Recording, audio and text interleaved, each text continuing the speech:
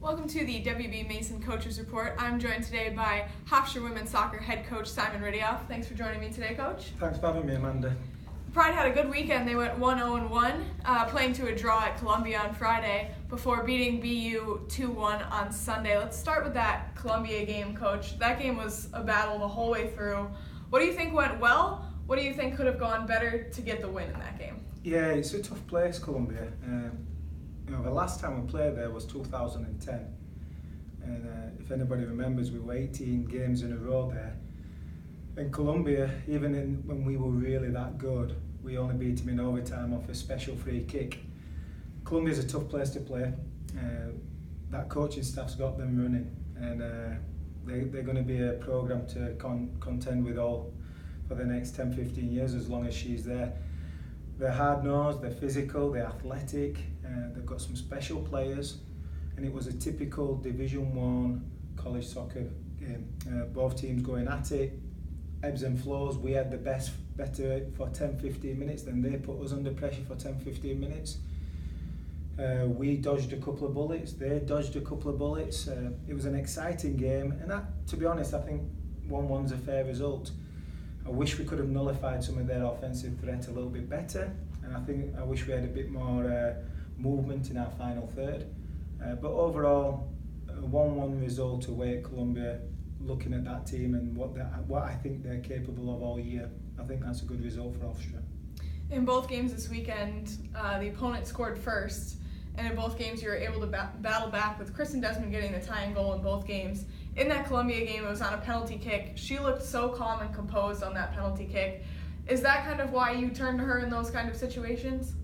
Yeah, it's an interesting one. She doesn't exude any confidence in general. She's quite a shy, unassuming person, but she's pretty confident in her PK taking ability. So when the referee called for that spot, there was only one option from our perspective, and if she wanted it, she was going to get it. And she took it and she calmly slotted it home, and under a lot of pressure. And then that's what she can give to our team. And then on Sunday, freshman Sabrina Bryan with an assist on that tying goal and then scoring the game winner. She's kind of been knocking on the door the first couple games.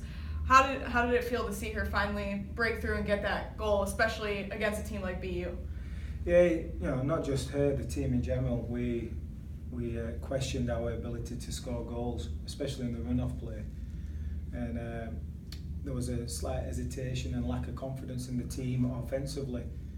To come back from 1-0 down to score 2 goals through regular play was a huge confidence boost for us, and Sabrina Bryan's one of those players. She's been knocking on the door in all 4 games. She's had really good opportunities, 1 or 2 in each game. And she had one in BU at the beginning of the game where she should have really done better. For her to bounce back, get that assist, calmly pick out Desmond, and then slot that home for the game winner. It shows she's quickly maturing, she's quickly acclimatising to college soccer, and she's going to be a force to reckon with for all 4 years for Hofstra. Played your first 4 games of the season on the road. Now you finally get to come home on Thursday. What is it going to mean for the team to finally play on their home field after such a long stretch on the road? Yeah, it's interesting. Obviously, ideally, going 4 games on the road is not what we want. Scheduling is strange that way. We cannot dictate what days other teams have open, and unfortunately this year we had 4 on the road from the get-go. We knew it was going to be difficult. However, we've braved that storm, and now we can move forward to a good stretch at home. I think the girls are confident playing at home. There's a certain comfortability. The preparation is a little bit easier. There's less stress on schematics within the staff. So now we can just purely focus on Eastern Washington and Yale this weekend, and get the team 100% prepared for those 2 teams. Speaking of Eastern Washington, this is a team that you've never faced before. They're the preseason favorite in the Big Sky. What are you expecting from this program that you have never really crossed paths with before? Yeah, it's a strange one. We've never played them, and even common opponents is very rarely we see anybody on their schedule we've played, and vice versa. It's interesting. They obviously won the Big Sky last year. They got to the NCAAs. They lost to eventual national champions 3-1. So we know they're going to be battle hard, and they're going to have some experienced players who have experienced big moments. I'm just hoping coming to New York it's a bit overawing, and I hope that we can catch them.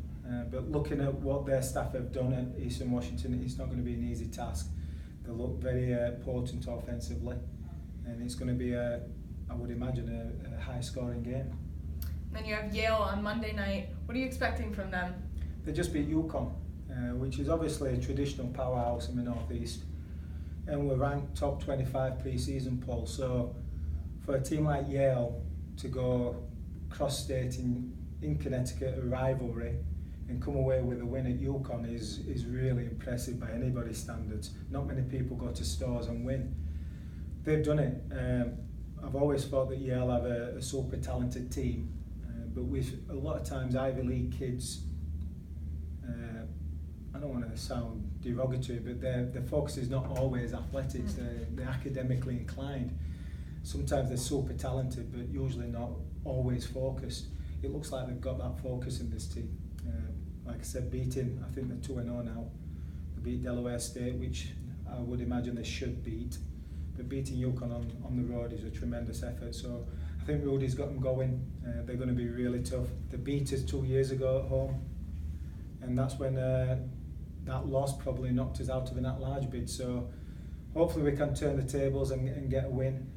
But again, Yale from a talent perspective are going to be extremely difficult, and they're very well coached. So it's going to be another battling weekend.